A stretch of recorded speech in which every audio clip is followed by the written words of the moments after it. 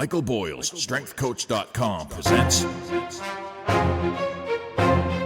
the Strength Coach Podcast, brought to you by Perform Better, the experts in functional training and rehabilitation.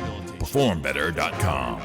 All right, welcome to another special segment of the Strength Coach Podcast. We have on Vince Gabriele, founder of Gabriele Fitness Performance and Fitness Business University. He helps gym owners get more clients, make more money, and have more freedom. He is the author of 9 fitness-related books, including the Big Book of Marketing, which really is a big book of marketing. So if you haven't gotten that, we'll ask Vince how you can get that. He does the KISS Marketing Business Secrets for Gym Owners segment. Vince, how you doing? What's up, Ant? How you doing, brother? I'm doing great. I love this. Obviously we were talking beforehand, and you're telling me what this new concept is that you have, and breaking it down into kind of the football analogy. I love that. If anybody doesn't know, if you haven't heard the story about, Vince in college, he played football. They called him Bounce Back Vinny. That was a 6th grade nickname. Oh, 6th grade. But you were about as big as a college player at that time. So I think, but I do love the way you've kind of broken down and simplified the this idea about owning a gym business into these 3 parts that you're going to talk about today, and creating a more simplified business. That's the goal of SPF, which is your mastermind, and it's trying to make things simple, profitable, and fun. So, but I just love what you've done with this idea. That's really just, I think people, they're just getting, this is just the early stages, this is the embryo of what Vince has in store for this idea. So, Vince, tell us a little bit about it. Thank you so much, Anthony. And before I start, I do want to tell you that I've been getting lots of requests from people that I talk to that listen to the Strength Coach Podcast for you to extend my 5-minute barrier on the podcast. And they're all saying that 5 minutes is not enough time for me, and that I should at least get 6 to 7 minutes. So I'm just giving you some listener feedback on what people are telling me about my 5-minute barrier of time on the podcast. Yeah, and I believe that. I believe that. Is there any bridges in New York that you can sell me as well? Because, if I'm buying that one, Overtime Vince, I know they called you Bounce Back, but I call you Overtime. And, look, tell them, lead them to the special episode that you do for that, usually about 3 hours long. So. Yes, and the special is as much time as we need. So I'm going to go nice and slow today. So I created this concept when I started my mastermind. So the title of my mastermind, which is my business group, we have 70 gym owners all over the world in this group. And the title of it is SPF. It's the SPF Mastermind. And SPF stands for Simple, Profitable, and Fun. And the aspiration for this group, for these gym owners, is to help them have a business that's more simple, that is more profitable, and i.e. more cash to their bank account, not revenue, and is more fun, meaning they enjoy life as a gym owner. And there's a lot of people out there that don't. And the opposite of this, the antithesis, if that's even the right way to say it, but the opposite of this is something called the SOS gym. So we have SPF, which is the aspiration. That's what we want. We want simple, we want profitable, we want fun, right? But the opposite is what's called the SOS gym. And the SOS gym is the gym that is stressed, overwhelmed, and strapped for cash. Stressed, or SOS also means health, and why I created that piece, right? But stressed, overwhelmed, and strapped for cash. And the majority of people that own businesses, especially gyms, are running it with the SOS mentality and mindset. And they're stressed out, and they're overwhelmed, and they're strapped for cash. And the SPF mastermind is the battle armor to get out of that. And I've had many, many people come to me, SOS, and in my coaching, in my books, and we help them get SPF, right? Now there's a whole, concept behind SPF, right? So SOS is, the national cry for help. What is SPF? Well, SPF stands for sun protection factor, right? And so that's how you avoid burnout, right? So you avoid burnout by using SPF. And that's the biggest thing that makes people fail in business. The biggest thing that makes people fail in business is being burnt out. And when you're stressed and you're overwhelmed and you're strapped for cash, you're on your way to burnout. And so what I've been working on is taking what I've been doing for the last 5 years with all these gym owners and helping them get SPF. And what are the types of things that I'm teaching? And what are the types of things that I'm getting them to do? And how I can take that process and write one simple book about that process. So people can take this concept, read a book about it, and implement it into their life. And so I thought of what is the best way I can communicate this? And I want to make this interesting. And the way I'm going to make it interesting is using sports, because I do know that a lot of people that own gyms are into sports, and a lot of them are football fans, and I'm a football guy myself. So when you have football, take football, you have an offense, and their job is to score points. You have a defense, and the job is for the defense to not let their offense, the other team's offense, score points. And then you have this other thing called the special teams, right? Which is, every once in a while, you got to go out there and kick a field goal in special teams. And I thought a lot about special teams because when I was at Temple, and there was these weird group of, humans called the special teams people, kickers and punters and long snappers. And I was an offensive lineman. And so we'd be in practice, actually practicing and running and doing stuff and running into each other at full speed. And we'd look over, and these special teams people have a bottle of suntan lotion, and they're lying out on the turf, sunning themselves while we're literally killing ourselves. And every hour or so during the practice, they were it's special teams. And the guys would run on the field and they'd snap the ball. No one would touch them. And they'd kick the ball. And then they'd go back out and start sunbathing again. And we were like, dude, these guys suck. And we hated these guys. But we also love these guys because it helped us win the game. How many Super Bowls, Ant, have you watched where the kicker won the game, right? Or lost the game, right? So Buffalo Bills, 1992, kicker. Giants won.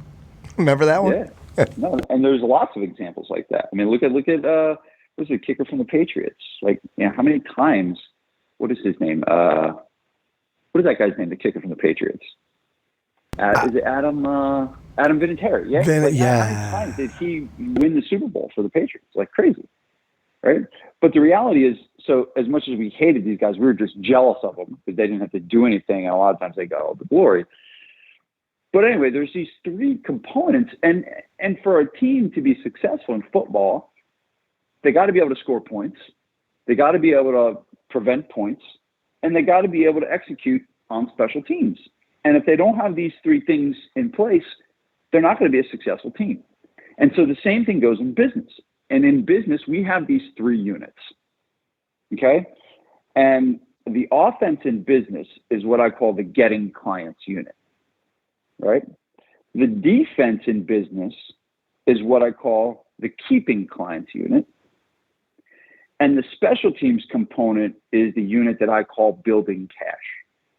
So if we could simplify this whole game and this whole business and break our business down into three units, it is getting clients, your sales and marketing, keeping clients, your retention, and building cash, which is your operational efficiency. And everything that you do, every action you take, every system you build, everything that you do for your business can be broken down and put under one of these three categories. Now, the thing is that these are all separate units. And in football, right, on offense, there's a specific group of people that are,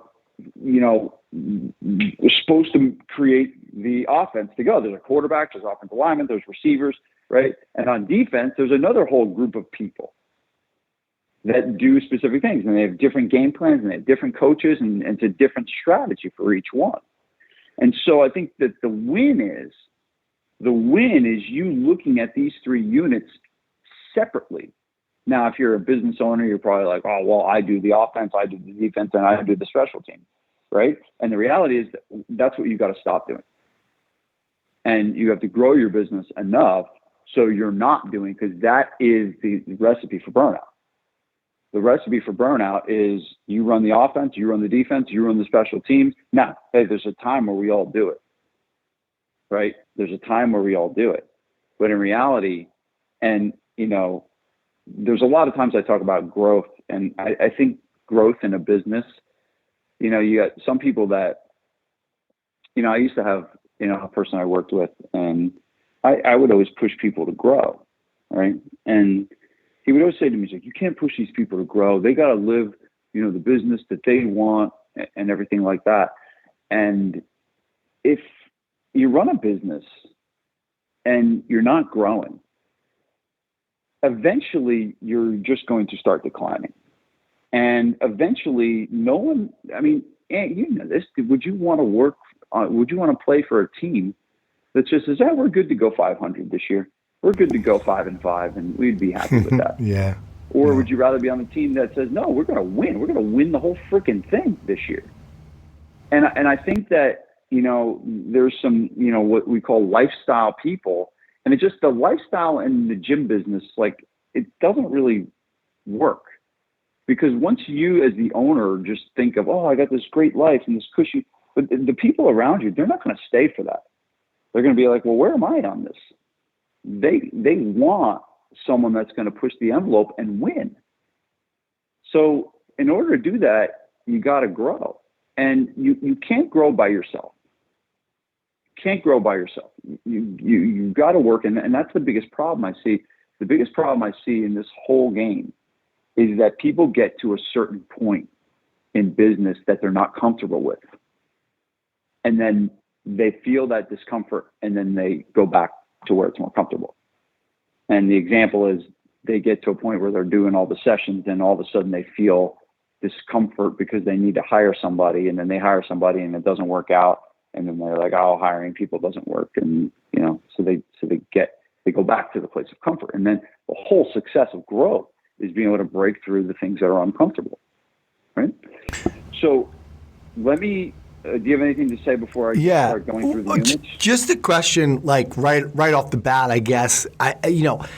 When you like, we have these three components, and is there, are you going to talk about, like, okay, in the beginning, you need to put, there has to be 75% of offense and 20% of defense and 5% of special teams. I know that's a horrible, but is there a time where we see these things? I'm just kind of remembering from it's always like trying to balance these things is really a super tough job, because, when you get a lot of clients, great. Now you're like, wait a minute, I've been focusing too much on getting clients. Now I've neglected keeping the clients, so the defense. But then because I'm doing these things too much, I have the special, we have the special teams, and we need to work on a better operational efficiency. So is there a time when you're starting out that one of these is more important, or what are you trying to do from a percentage or balance wise? Yeah, no, it's a great question. And the answer is you're always doing all three. You have to. You always are doing all three. A lot of it depends on where you are and what stage of the business you're in terms of how much you personally do more, right? And so that's going back to the podcast I recorded with you. I think it was the Montana podcast where we did the 4 stages. And so what I would do is I would direct your listeners back to listen to that podcast, because the 4 stages will tell you what should be focused on most. But that's really more of what the owner should be focusing on. The goal for growth, right? The goal for growth is to be able to have these units always functioning at a high level. Think of an NFL team. Does an NFL team get to the point where like, well, yeah, our special teams, we don't really need to, we don't need to really do good on special teams. We're okay, right? No, they have a special teams coach and special teams players that they want to be the best special teams unit in the NFL. And they have a defensive coordinator, and they have that they want to be the best defensive unit in the NFL. And that's kind of what we need to work towards. We need to work towards, hey, even if we're not focusing on that part of our business as much, it's still functioning at a high level. So I guess the answer would be to go back and listen to the 4 stages to figure out what you need to be focusing on. But the goal is that you build a team around it that is looking at these units. So I'll be an example. Like, I have almost zero to do at Gabriele Fitness with my gym, zero to do with my defense, my keeping clients unit. I don't have anything. I don't know any. I do. We had a barbecue on Saturday last week. Mm-hmm. I didn't know anybody at the barbecue. It was like embarrassing. I was like, people are coming up to me and talking to me. I had literally no idea. I've seen these people. They all know me, I guess, because they see me on the website or something. And I was like embarrassed. And I'm going over and I'm like, Anthony, what's that guy's name? And I'm like, so I have zero to do. Now, is that good or bad? Like, it's probably bad. Like, I probably should do more. But, hey, I have, 4 other companies I'm running. So it's like I can't do everything. Right? I can't go. And when my kids were born, I had great, when I first started my business, I had great personal relationships with every client, right? I knew everybody. I knew their kids. I knew their names. And just like after a while, I really wanted to just, spend time with my kids and spend time with my family. And that was one thing that was sacrificed. And I had to lean on the staff that I had to do that. Now, I believe that if I only owned my gym, I would still have good relationships and know most of the people at my gym. So I'm not saying people listening should do that, what I do. But Vince, but Anthony at your gym, I mean, you make sure he knows all of those 100%. things, obviously. 100%. Yeah, so somebody's there is, yeah. Yes, for sure. Right, and so the example is, I don't have anything to do with the defense, yet our retention is, in the last 4 months, has been like literally below 2%, which is like phenomenal in the industry. I'm looking at the numbers, looking at the data, like, oh man, we're keeping everybody right now, which is really good. So that unit is working, and it's working without me having to do anything. Does that make sense?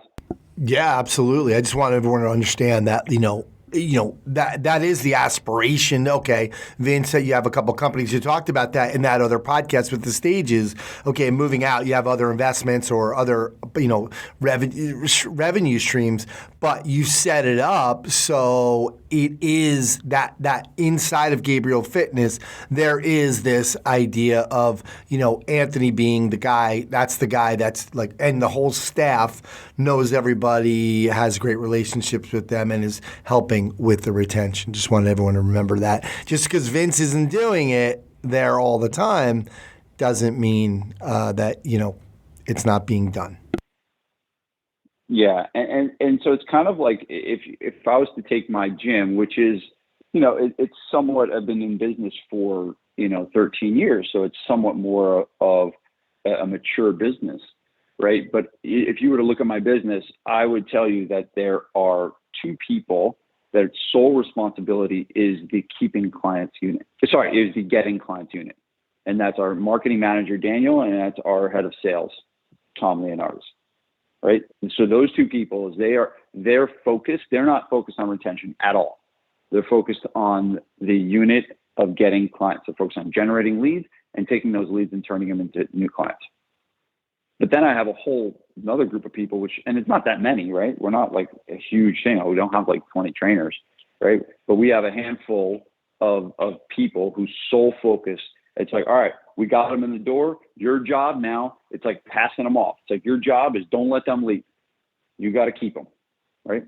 And then we have another unit, and some of this is the same people in terms of the special teams unit. So Tom and some of the front desk people like have a role in the building operational efficiency unit for there. But it's almost like you have to create these different units, and not saying that it has to be all different people, but each of the goals and what we do to get clients is very different than what we do to keep clients.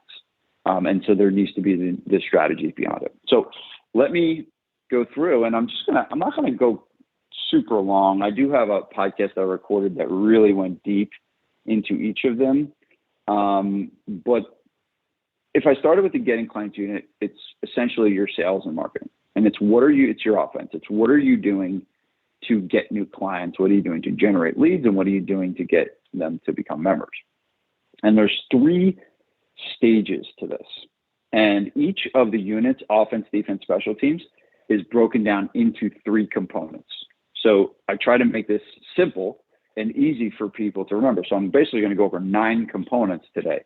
And these 9 components essentially are going to tell you how to run a successful business and how to run. And honestly, this is like, we're talking about the gym business, but this can be applied to honestly any business that you run. I mean, all of my companies run on this model. So the offense, there's 3 parts to the offense. 1 is the attraction system. 2 is the nurture system. And 3 is the conversion system. Okay. And the attraction system is what most of us know as your marketing, right? It's essentially, what are you doing to get the word out to be able to get new clients? And if you really think about it, there's, some components of this. There's who the client is, right? Have we identified who we're trying to get? Have we identified what we're going to say to make them inspired to want to work with us? And then we have to think about what we're offering them to get them through the door, right? So it's who they are, what the message is, what you're saying, what the offers is. And now it's like, all right, what am I doing to get those offers out? So this becomes what I call the marketing glove, where you're saying, all right, we're going to run Facebook ads, and we're going to run email marketing, and we're going to do Google ads, and we're going to have a really optimized website, right? And so there's different things and different strategies, which I call the marketing glove. So all of those things make up the attraction system, right? And then once we get them to the lead to be generated, this is where a lot of people fall short. And a lot of people fall short because they have no system in place to get them in the door the first time. And, they spend all this money on marketing, but then they don't do anything to make sure that they get in the door. And I think one of the biggest mistakes is they leave it to the front desk person, or they say, answer the phone, or answer the emails. And you have a completely untrained person that's doing this work. And that is your first line of defense. Your nurture system is your first line of defense for your sales. So if you have some, 19-year-old girl that has never been trained in sales and never sold anything in her life, but she can answer a phone, and you have her doing that job, you're putting your business at a huge risk, because you're spending money on marketing that you're not able to capitalize on because you have an untrained person. So what Dan Kennedy calls the sales prevention department, right? The job is to prevent sales because of the way they answer the phone and they're not trained. Right? So you need a system for this nurture part to get them in the door the first time. And it's interesting. One of the reasons why this nurture system is so important, and this is a great thing for your listeners to write down. Human behavior is built around this: not interested today, interested tomorrow, not interested again. And essentially what it's saying is, the person that is scrolling your website at night and they opt in, they want something right away. They want to sign up for your gym membership right away. That night, it's 10 o'clock at night. They would come into the gym that night if they could. And then you call them the next day and then they don't answer. And they're like, I had a weak moment. I wasn't feeling good, or I had a glass of wine and I was like, and then I woke up the next day and I was like, I'm okay. I don't need a gym. And then they get up 2 weeks later and their pants don't fit and they're like, no, I need that gym. I need that gym. But this is why people need a nurture system, because this is how people behave. They're completely not. They're all of a sudden they got to do this. They got to do this. They want to do this now, and you don't get them. And all of a sudden they're like, I'm good. We all do this. I do this, and I give you an example. Like one day I'm sitting on my front porch and I looked at my neighbor's house and he's got solar panels. And I was like, let me Google solar panels. I was like, this could be really cool. And I Googled solar panels and there was an opt-in. And I opted in. And I was interested. I wanted to talk to somebody about solar panels. And the guy calls me the next day. And I'm like, I can't be bothered right now. I don't want to think about solar panels right now. I got a lot going on. I'm like, I'm good. And so I just ignored the call and I didn't call him back and nothing. And I just it hasn't come. But here's the thing. All of a sudden, if I see another article on solar panels and how I can save X amount of dollars on my electric bill every month, that might be moved back to my interest list and I might go do it. But people don't understand that. And the people don't have a system in place to nurture, and they don't understand that that's how human beings behave and should follow up with people consistently. They lose that business. They lose that business because they don't continue to follow up and be there when the problem you solve moves to the top of their to-do list. So that's the nurture system. And the last one is the conversion system. And this is, what are you doing to make them become members? When you nurture them and you bring them in for a consultation, right? They're not members yet. They're skeptical people that are coming in with their past failures and their past experiences of gyms, right? Think of how many people have been failed by diets and failed by personal trainers and failed by gyms. People don't understand. They're coming in with that baggage. I'll give you an example. So my house is on a hill. So my driveway is steep. You got to go up the driveway. And the wintertime, it gets really, really icy. And there's been a couple times where I walked down the driveway and I didn't realize it was icy, and I slipped on the ice. And I'm telling you, and literally gave myself a concussion, feet up in the air, like crazy, like seeing stars. And every time I walk down the driveway, and I don't care if it's a beautiful day and it's bone dry, every time I walk down my driveway, I walk a little gingerly, because I don't want to fall, because I remember what that fall felt like. And it doesn't matter if it's raining, it doesn't matter if it's icy, it doesn't matter if it's a perfect day, I bring that with me. And people don't understand is that clients that are interested in fitness are bringing every one of those past experiences with them into the room. And the job of the conversion system is to not put yourself in the category of all those other people. And this is something that people need to learn. It's something some people do naturally. It's something some people need to work on more. And then the second piece of this is how much you're charging. Because there's one way to run your business into the poorhouse, and that's to not charge enough money. And I can't tell you how many people are struggling so much financially simply because they are charging the wrong amount of money and they're not charging nearly enough, and they think they're being a nice person by doing it. And really the only person they're hurting is they're really hurting many people. They're hurting themselves, first of all, but they're hurting their staff because they're not going to have enough money to invest in their staff, and they're hurting their members. They're hurting their members because they won't have the resources to invest back into the business and to make the facility look better and to create better equipment and to hire better trainers and to pay their trainers more money. Bad pricing is just it's a death to the business. It's a death to the business. And the problem is it's a very psychological thing. It's a very emotional thing. We're very emotional about our prices. And when people need to get their heads around, it's okay to make money. It's okay to be financially successful. You're doing good work. You're not selling snake oil. You're not doing stuff that's illegal. You're saving lives. And everyone should be paid to do that and paid fairly. Right? I'm not saying skewer people, but you should be paid fairly on what you're doing. So that's the third step. So the offense is made up of the attraction, nurturing, conversion.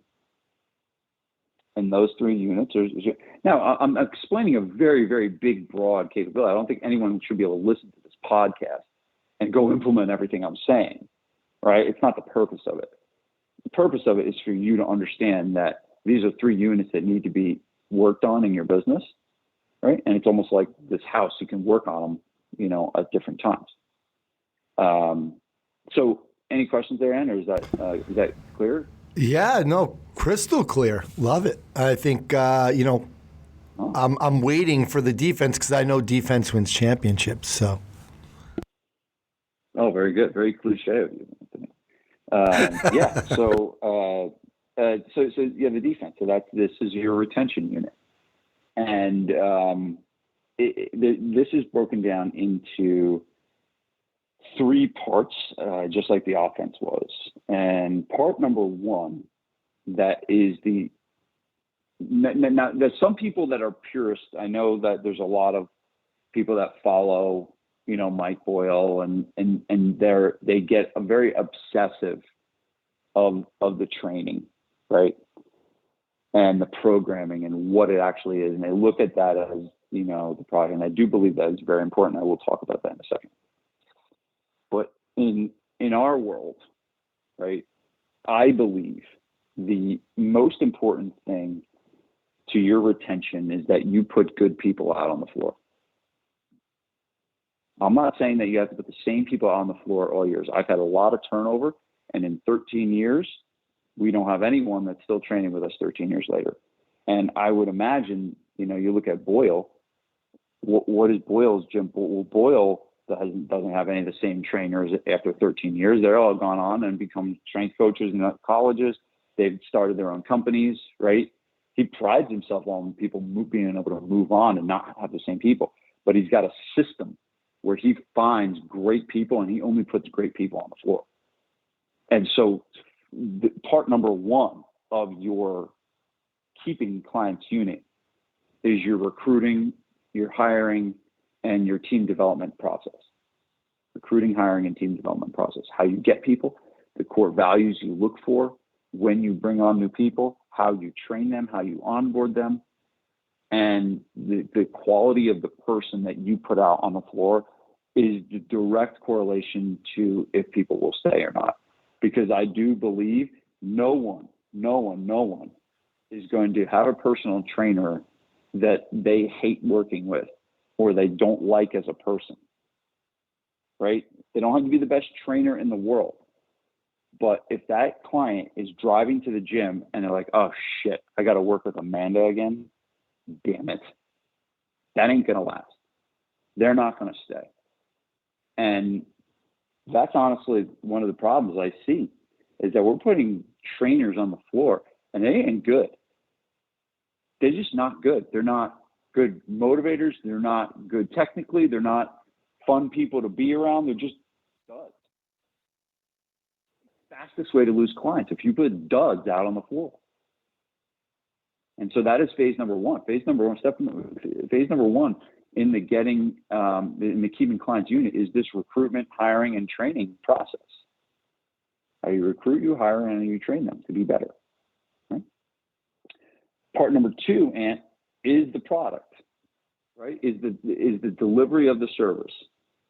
And the important thing here is this is got to be dependent on who the market is.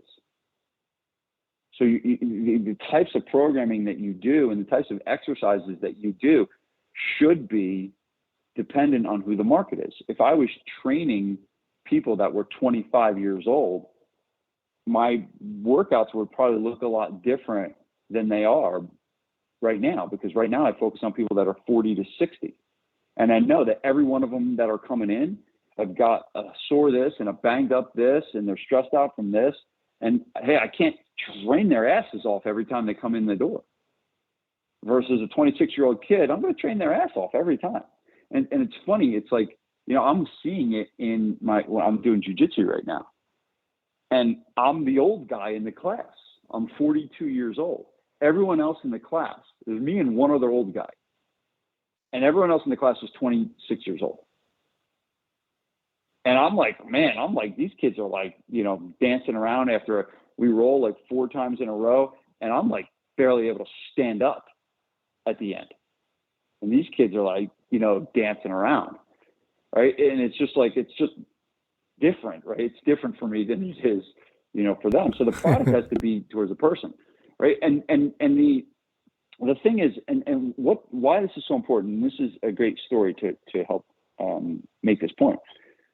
The Home Depot, the CEO of Home Depot talked about that his most important time that he spends to grow his company is to fly out to the different Home Depots all around the country and the world, and to put an apron on, one of those orange aprons on, and to witness what he calls the critical event. And the critical event, he says, is the exchange between the customer and the person in the orange apron.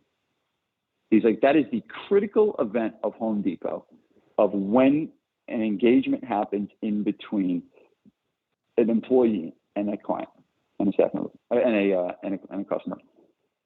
And I believe that the critical event in our world, in the personal training world, in the gym industry world, is the training session.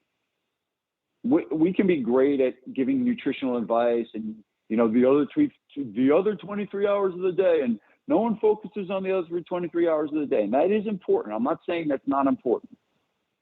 But the critical event, the thing that keeps them there the longest, will be when they show up. Incredible experience. When they show up, is the workout the right thing for them? When they show up, do they feel great when they walk out, or do they feel beat to hell to work out? And the programming, the workouts that you write, how your staff is trained to implement those workouts, all matters. I call it it's like the food in the restaurant. If the food in the restaurant is bad, you ain't going to go back. I don't care how good the customer experience was. I don't care how good the ambience was. I don't care how good, how clean the bathrooms are and everything like that, whatever. If the food sucks, they ain't going back. If the training sucks, people ain't going back. So you got to have that in check. Now, I think some people take it too far, right? But the reality is you got to have good food if you want people to come back. And the third piece of the defense is the client experience. And this is kind of all the other stuff that I was just talking about, right? It's what are the other things that you do to keep people in the seats outside of the training session. Now, some of it happens actually in the session. Some of it is how you create value. And it's an interesting concept of value. I learned this from the great Dan Kennedy, but everyone has their own form of values. And your job as a business owner is to continue to exceed the amount of value that they're getting relative to what they're paying. Whenever someone stops and quits, Ant, they're not, they what do they tell you, Ant? They tell you it's too expensive. They tell you, my job, is my hours are changing at my job, so I can't make it anymore. My kids' schedules are heating up, right? Yeah, some of that might be true, but the real truth is you're not, as a business, not exceeding the value that they're getting. And so they give you all these different excuses of why they're leaving. People don't leave because of price. People don't leave. I mean, unless obviously they'll literally legitimately lose their job, right? That's a thing. But right, most of the people are just like, yeah, that's rare. They're not. Yeah. Right. And so your job is to always, always, always be increasing the value. Now, when I say value, you can do things like give nutritional advice, give, better workouts, and enhance what you're doing in terms of point number 2 that I just talked about. But part 3 is all about the client experience, right? The overall client experience. And when Kennedy talks about this thing called Iup value, which is intangible, personal, and unique value. Now, think about this kind of value, and this is the kind of value that keeps people for the long term, right? So where does someone else go and they go to a business, they go to a salon, they go to a restaurant or whatever, and where do they go and they get a nickname, right? They go to this place and they go to this place and they get a nickname. Who does that? No one, right? But if all of a sudden they created nickname and you went to so if all of a sudden I go to my jiu-jitsu school and my nickname is X, I don't know, the master of side controller, whatever, or bounce back over time. Yeah, or bounce back, right? But like all of a sudden, so the value, the perceived value that I have of that company, if I get a nickname, is like exceeds my experience with any other company than if I didn't. And I'm not saying this is the secret to retention. I'm just giving this as an example, right? Because it's a unique and personal thing to me, right? You showing up and knowing someone has a history of a shoulder problem and they go to overhead press, you say, hey, you know what? We're not going to overhead press. We're going to do this row instead because I want to bang up that shoulder. And all of a sudden the client's like, oh yeah, that is value, extreme value, because it's personal and you're telling the client. That is what keeps people in the seats for the long haul. So it's these personal relationships that are developed that drive the client experience. It's these unique things that you do, like nicknames, that drive the client experience. It's the little things you do, like drive community, right? I mean, Vanessa, Vanessa, and she gets up at 6 a.m. and goes to the gym every morning, no matter what. A few weeks ago, she was hungover. She got so drunk the other night. She was like, she goes drinking in the sun or something, and she ended up having 4 glasses of wine. And all of a sudden, I look over and she's like, I was like, dude, she's drunk. Dude, this girl was drunk. She's like a drunk chick in my house. It was cool, right? And she doesn't usually she's like a 2-drink girl and she's fine, right? But she got up the next morning at 6 a.m. and crushed a workout. And you know why? Because she's got 3 friends that meet her at the gym every time. I guarantee you, if those 3 friends weren't there, she doesn't go.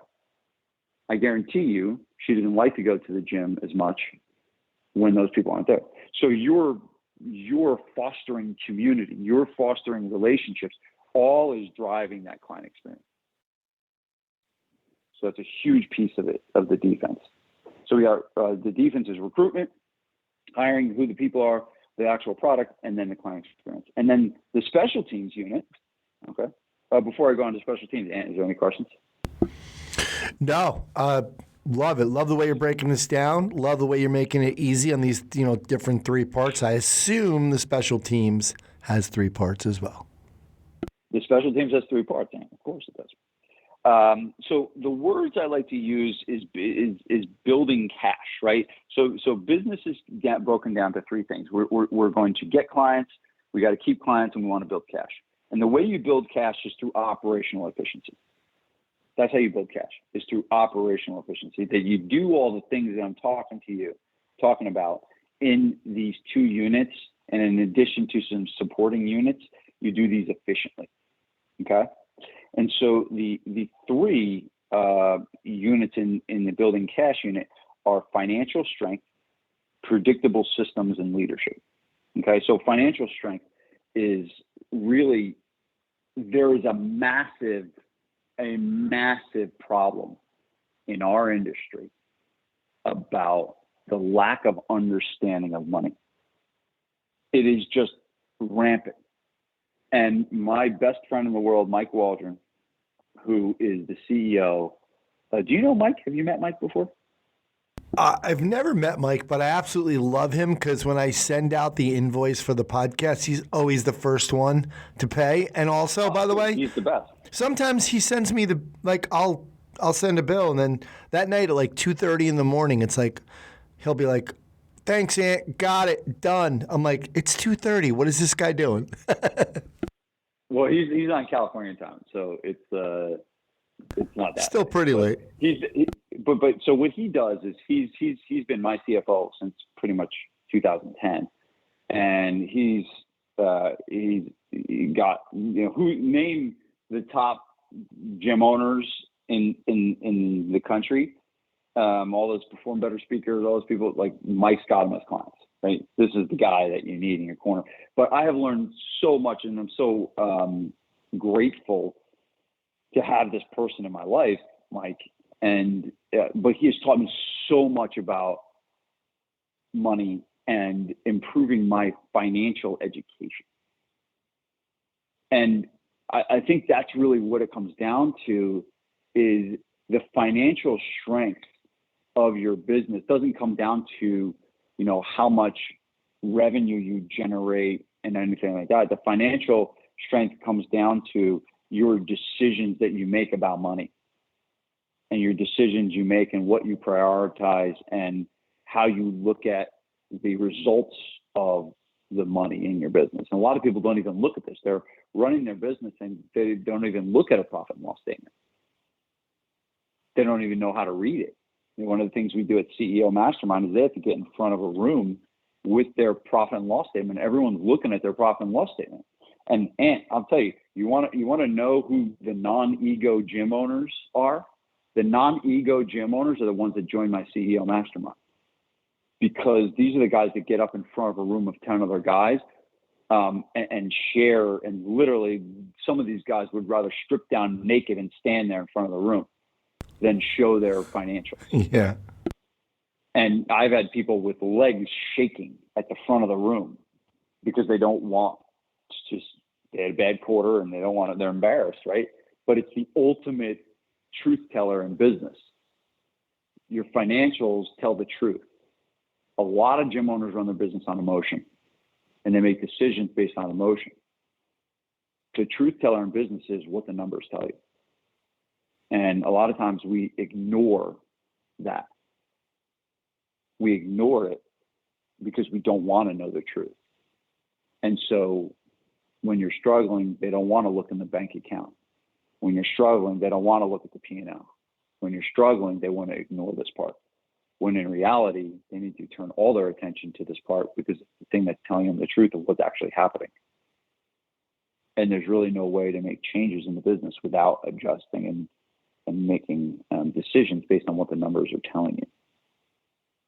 So, I really look at this as, there's two things that people need to do. They need to get a financial education and understand how to learn, how to read profit and loss statements and balance sheets and all that stuff. And hey, it ain't sexy. That's why it's the special teams. It's all the bullshit, right? It's special teams. It's not, you don't get, the long snapper doesn't get a lot of attention. Is Michael going to be offended that you think he's a little weird and he's on special teams? No, because he knows where he is, and he's very comfortable. He's doing very well, so yeah. I don't feel that bad for him. Right. So that's, but the other thing with financial strength is what are the things that lead to how your business is going to look financially? And I call these the leading indicators. And I believe I've talked about this on the podcast before, Ant, but one of the first things I have a mastermind member do when they join the mastermind is I make sure that they're keeping a scoreboard. And I tell them every Monday, you need to sit down and look at these numbers. And they're not financial numbers. They're leading indicators that lead towards, are your financials going to be what you want, or are they not going to be what you want? And if I could break it down very simply, it is literally this.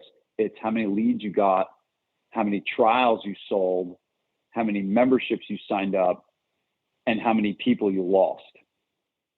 Like, if you really could run your business based on that, right? But now none of those are financial driven. They're indicators to what will happen. So if you have a goal of getting 10 leads a week and 5 new clients a month, 10 new leads, so just say 10 leads a week and 5 new clients a week, right? If that's your goal, and that's those goals set up to what you want to accomplish, but you got 5 leads and you won't sign up 1 client, well, that's going to show up in what the financials say. And so you really got to run it from a data standpoint. The data is the truth teller in the business. And this special teams unit, you have to embrace what is real and what is true. Okay. So that's number 1. Number 2 is creating predictable systems. There's a lot of people out there that do a lot of stuff, and they listen to, my podcast, and they listen to things, and they just go out and they do some marketing, and they go out and they do some selling, and they go out and do some follow-up, and they go out and they do some referrals, and they go out and they do some staff training. And really, at the end of the day, what people need to do is they need to be building and documenting systems. So things that happen in their business can be repeatable and reliable. Let me give an example. So a Bring a Friend week is a popular thing to do, right? And it's a referral driver, right? And people say, oh, we're going to do a Bring a Friend week, and we're going to tell our clients that they can bring a friend this week, and hopefully the referrals turn into clients. That's an activity, right? A system is 4 times a year. On this exact week, we are going to have a Bring a Friend Day. It's going to be called this. And these are the 4 things we're going to do to promote it, to make sure we get 15 people to come in. That's a system. And that's something that can be repeatable, it's reliable, and it can be implemented. But most people don't build systems, they do stuff. And so the second piece in your operational efficiency unit, so think about the amount of cash that will be generated if you have a system where you run this Bring a Friend week 4 times a year on these specific dates strategically versus, you get an itch and you scratch it, right? You got an itch to get more clients, so you run a Bring a Friend Day. Not a predictable system. It's just a thing that you're doing. And so you really need to break down the things that you do. How you hire people should be a system. People should have, if you have a job ad, if you're a trainer, you should have that documented and know that if I need to hire somebody, I'm going to go put this job ad out. And I'm going to run them through this process. I'm going to ask them these questions. I'm going to, if I do decide to hire them, I'm going to run them through this process to get them onboarded. Right? What is the process to teach a new trainer what they need to do? Is there a process, or is it just like, slap them on the butt and say, go get them? Hopefully you do good. No, there's got to be a system in place to get that person ready to go and up to speed. How do you teach a squat? How do you do the warm-up? Because if you don't have systems, there's going to be inconsistencies in business. And the last piece of the operational efficiency unit is leadership. Because without leadership, remember, all the things that need to get done in a business are really going to be done by people. Right? You'll have systems in place, but there's still people that need to implement the systems. Right? And so you can walk into, think of it like this. You can walk into a business and know immediately if there's a good leadership. Right? If you walk into a business and all of a sudden you walk into a store and there's people working there and no one says hello to you and they walk right by you and you're in there like, what the hell? Like, no one even said anything to me. Right? You know that there's shitty leadership at that place. Right? If you walk into in a better example, you walk in and all of a sudden someone greets you by name and asks you if you need anything, and all of a sudden there's like this great experience that you're having, and it's some person that's getting paid $20 an hour, but they're still invested and they're still doing a great job and they're still bought into the goals of the company, like, then you know you got good leadership. And so none of it works without leadership. None of it works without, and I'm not saying it has to be, the leadership has to be the owner, right? The real key is that you develop leaders within your company. That's the real business, where you develop leaders that lead. People are struggling because they're the only leader that is in their business. And one of your goals is to be able to create more leaders. So those are the three pieces. So you got the getting clients unit, the keeping clients unit, and the building cash unit, and defense, the special teams. And this is going to be my big book that I'm going to write, for the fitness industry. And, obviously this is me getting all my thoughts out. There's a lot that will go into it. And, but hopefully this created a simple, some clarity, right? That's what it's for. It's like, it's clarity. It's clear. It's like, what should I be doing? Well, get these 9 things in check, man, and you'll be good. Vince, let me just ask you, if you were like, somebody came to you and said, all right, Vince, I've been training for 3 to 5 years. I got that down. I've been listening to all this stuff, this book and that book and whatever, and follow all your stuff.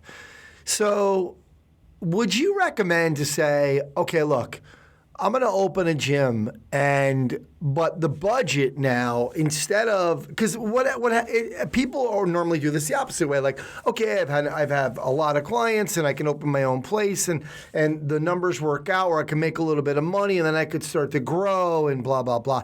But should I go into that thinking, okay, no, I need a bookkeeper. I need like a really good, a Michael Waldron. I need to get all this stuff, get these people, the salesperson, a marketing person, whatever.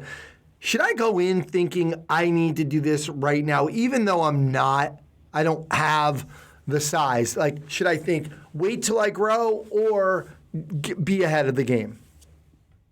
Yeah, it's a good question. And really the way I usually answer it is,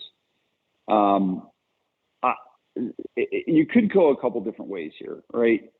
Because you could say that the only thing that matters in the beginning is sales and marketing and getting new customers. And I do at some point believe that. But in reality, if we're not doing a good job with retention and we have a leaking bucket, then you're just wasting time and money. So I do believe that they're all important and they all need to be done. What the business owner needs to do is to look at where they are in each stage of the business, right? And going back to what we talked about earlier with the 4 different stages, I definitely strongly recommend your listeners going back and listening to that podcast. But in reality, if you're leaking clients, and this is where it really comes back to data, right? The data almost tells you what you need to do, right? If you look at your scoreboard, and you look at your leads, trials, contracts, and retention, it kind of will almost tell you what you need to do. So I'd say the starting point is having the data that's telling you what's going on with your business. Because other than that, it's like really just based on how you feel. So without getting into a whole diatribe on the 4 stages again, I really think that the number one thing, no matter how big or how small you are, every week you need to sit down and you need to look at what are the numbers telling you, because the numbers will tell you what you need to do and the numbers will tell you what you need to focus on. So that would be, I guess, my answer. And I don't know if it's a good one, but that would probably be like the big thing that people need to just get clarity around is what is really happening.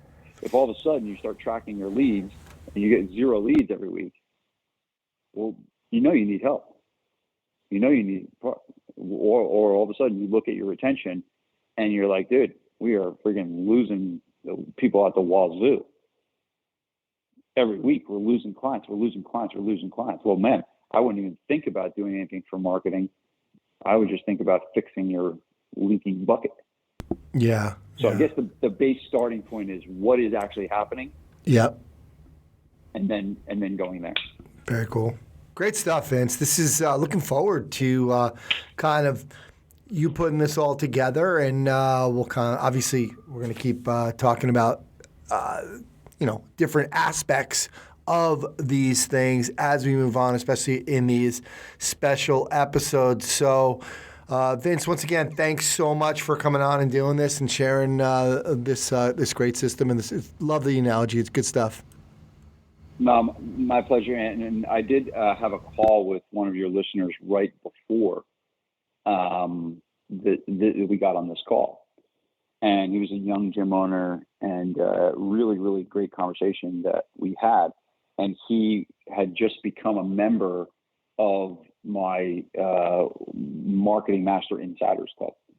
And so if your listeners want to get coaching from me and they only want to spend $1 to get it, they should just go to club.vincegabriele.com and they can get started with a $1 trial and get coaching and advice and business info from myself and my team. That's club.vincegabriele.com, and we'll put that in the show notes as well. Very cool. All right, Vince. Well, we will talk to you next time, brother. Thanks, brother. Talk to you soon. Peace.